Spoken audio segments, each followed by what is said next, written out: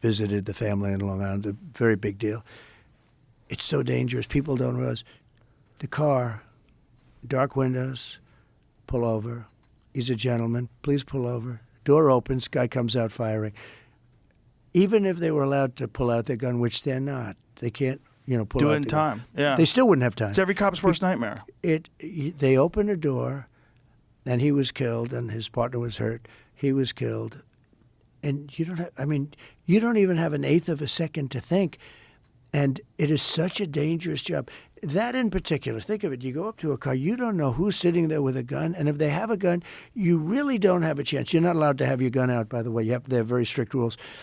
So, number one, but even if you could have your gun out, the door opens and bullets start firing out, and especially where they have the dark windows, where they have the darkened windows. It is such a dangerous profession, and it's very hard to get cops now because they're not given any backup. And you're right. They have like an eighth of a second to make a decision that's going to change their life. If they make the wrong decision, they're going to end up on the front page of every newspaper in the country, and they're going to lose their house and their pension and their job, and their wife is going to be gone, and everything's going to be gone. And here's another thing that people don't talk about. How many of them have PTSD?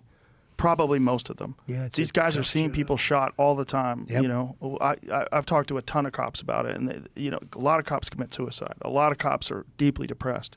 But we have to give them back their dignity. We just have to give them back. You said it so good. You never hear anybody say that.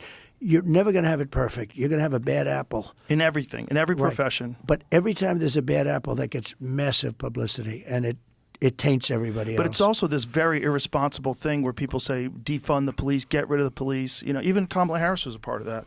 That it's a very stupid way to look at it. What you should do is fund the police. You should have better training. You should have cops that feel more appreciated. You should have something that helps mitigate this PTSD that all of them suffer through. That's right. She was a big part of defund the police.